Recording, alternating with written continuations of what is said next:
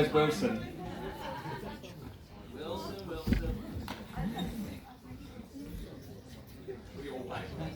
He's in the toilet. Oh, he's in the toilet, that's fine.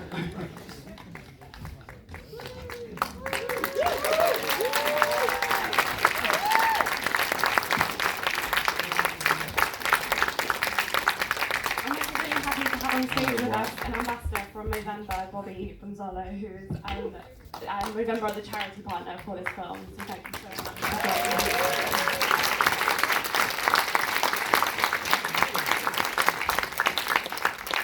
Connor, let's start with you. You told us a little bit about the origin story before the film started. What was the impetus for you for making this film? Why was it an important story to tell?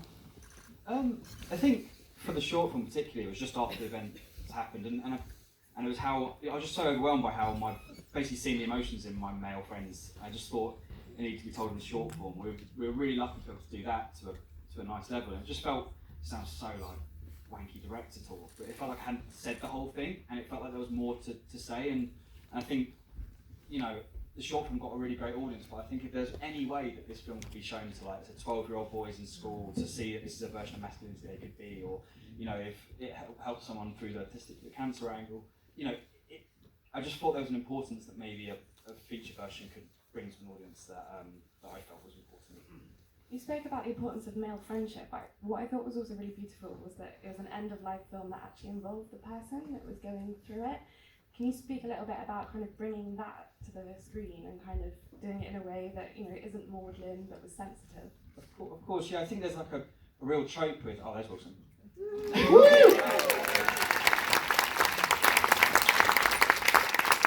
I think there's a real trope with any film that is about someone passing away, where it kind of almost celebrates and glorifies like the hospital experience and the really, really hard times. And I think what I wanted to do is almost show in my experience of grief, there's always like 4 weeks that are hell, but almost before that you have the last happy memory, and after that you have the first happy memory after someone passes. And I thought it was really important to show the first and last happy memories, essentially.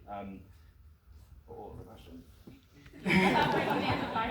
Yeah, sorry. And I thought it was, you know, the word cancer is not mentioned in that film. And I think the importance is there's always a person behind the story, and to glorify an illness that is, you know, there's no villain in that film other than an illness and time. And I think to glorify the person and let them speak in their own words, it was really important.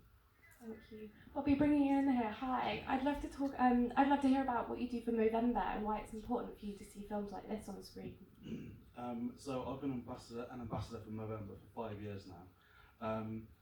Part of that is telling people about my experience. I've had testicular cancer twice, doing talks at corporate events or at schools or social clubs, helping people understand the importance of being able to check yourself.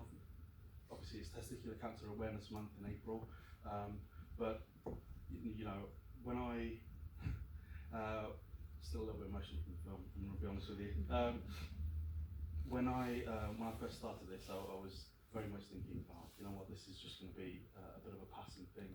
When it impacted me, I thought I really want to give something back. I really want to be able to share something that will help other people, and that's really what I wanted to be able to do. So I'm a guide as well on nuts and bolts, so if somebody does go through the experience of testicular cancer, they can reach out to Movember, who can then put them in touch with me, and I can talk them through my experience. But yeah, I mean, when you give talks at schools or at corporate events and you have the feedback of, wow, that really moved me, that really helped me, it's stuff like in films like this where all of you guys check yourself in front of each other. You know, when I was first diagnosed, I couldn't have done that with any of my friends unless I was absolutely hammered, and that's not conducive to sharing emotions or, you know, saying how you really feel. So the importance of this film and sharing that and talking about it is just immense. I really hope, and I'm sure that it will impact a lot of young men who will go, not only is it okay to talk about these things, but I've seen it on screen. This is a huge thing.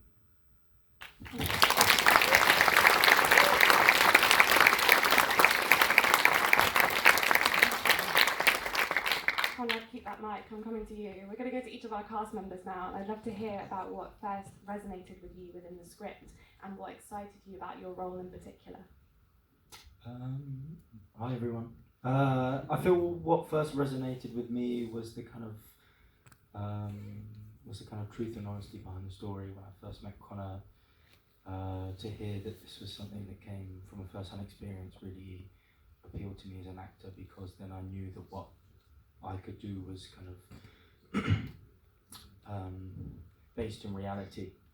And had real meaning behind it, and that was the kind of driver for me at least, but I think for all of us, to kind of create this project. My character was fun because to be part of a group of lads and share a summer together and create those memories aside from the actual filming process was fun. Yeah. Thank you. Kane, maybe tell us about how you bonded and how you kind of bred that familiarity that is so contagious on the screen. Well, I'd say first and foremost is Connor allowed us to do that.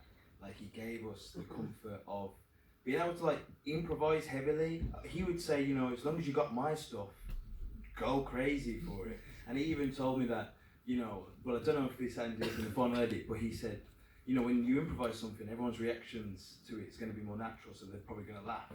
He can use a reaction from an improvised line, but then slot it into his script. So, you know, almost take the reactions. But no, it was, I mean, me and Wilson, we've got prior history. We're in The Witcher together, and so there's that connection.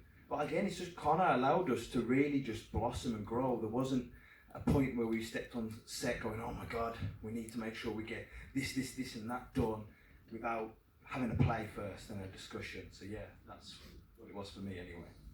Thank you. Wilson, favourite memory from the shoot? Favourite memory from the shoot? Oh, there's a few inappropriate ones, so I won't mention those today. Honestly, I think the day of the fire, we filmed all the fight scenes in one day. That was quite intense. Obviously, it was a lot of emotional sides to go through there, and that was sort of the culmination of everything and what we had kind of been preparing for the entire shoot. So it was a day that we've been building up towards, and a day that we wanted to kind of just give everything, and it all happened like quite quickly as well. So yeah, I'd say that day. Amazing, thank you. And George, amazing job in the lead role there as Sid.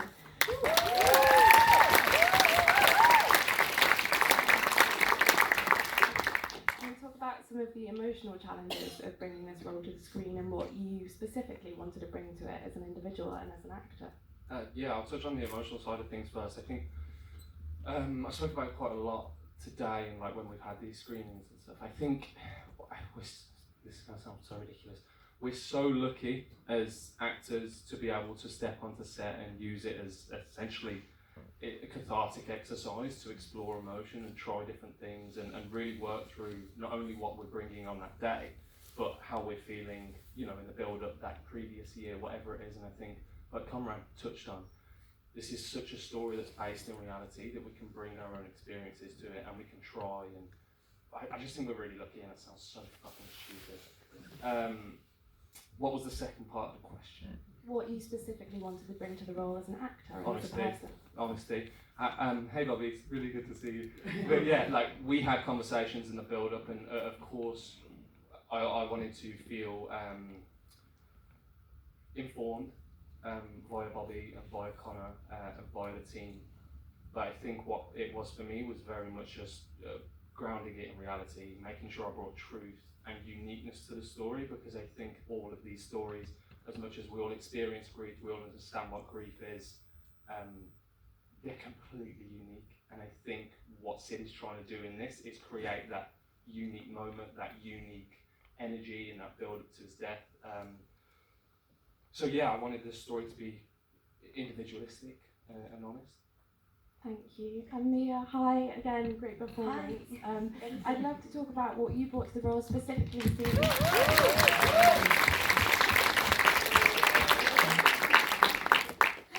Specifically what it was like to sort of portray a friendship rather than a romance, although there was romantic undertones, and whether that felt special for you.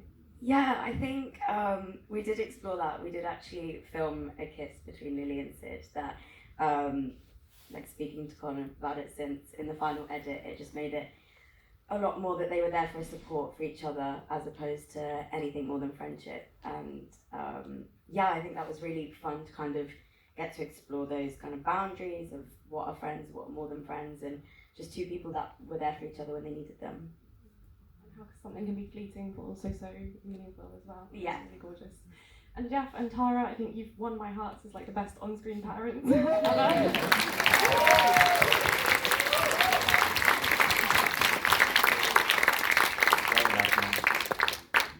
I'd love to hear a few words about what resonated within the script for you and why you wanted to play these roles. I think when someone sort of cuts himself open, as Connor did, and then we all sort of do the same, we're all prepared to go the same distance, really it's kind of like to please you, actually. A lot of it from me was to please you. I wanted to make you happy, and because I was so touched by you, and by what you'd written, so that really.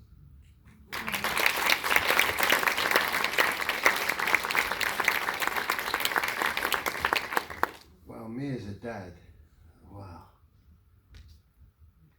I've got 3 sons. One of them's gonna die. It wasn't hard for me to take the job. Because I know life is precious. Broke my heart making this film. Broke my fucking heart.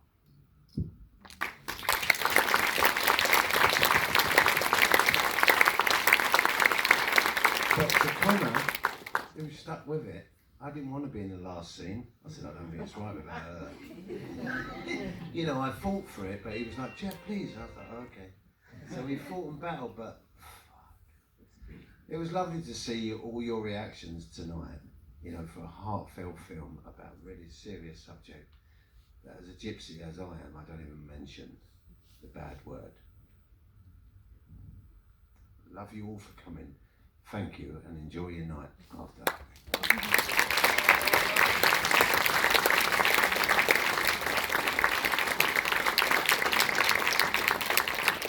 And before you do enjoy your night, I just want to chat to Jamie and Mark, the producers, and something I particularly loved about the film was where it's set, because you don't often see the Southeast represented on screen in this way.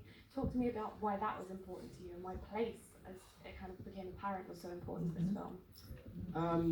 Yeah, I think originally Connor and I grew up in Surrey, and we very much wanted it to be about that because that was our personal experience. But then that, if we named the place, it becomes very kind of excluding of other, for audiences particularly. So this was very much just a film about rural England. It was about being outside of London, and these are places where you think, Connor, you always talk about it, those 5 boys feel like they're the only 5 people that exist in the world in that moment. We'd all come home and our mums suddenly jumped down our throats, and you forgot that you even had parents at some stages. Sorry, mum. But it's those moments living in that little bubble outside of London that I think is a perfect setting for a film like this. And yeah, I mean, also, we, courtesy of where they grew up, but we cheated. We had 2 counties, well, 3 counties across the film. And also David, the DOP, did an amazing job. I mean, he made England look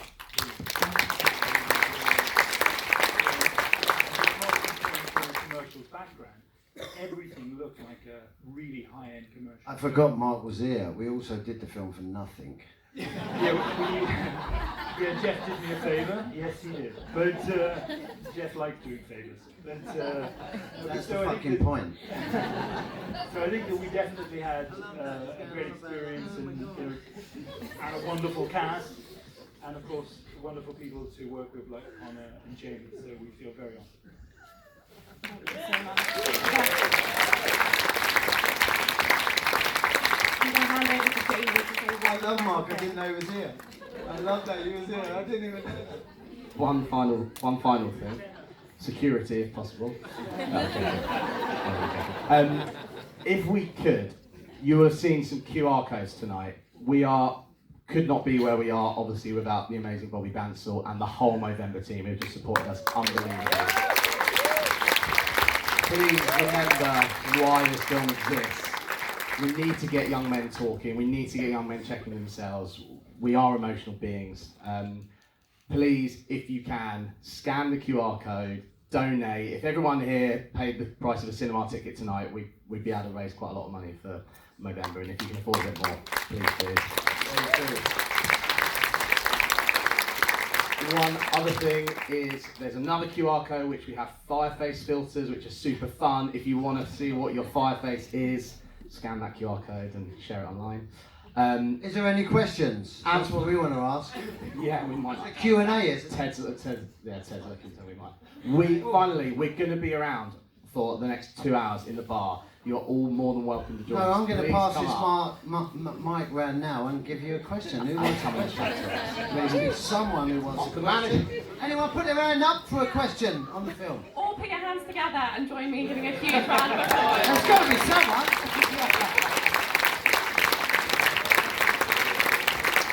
I think Jeff got a point.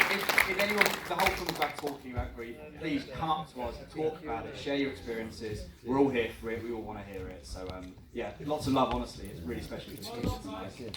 Thank you.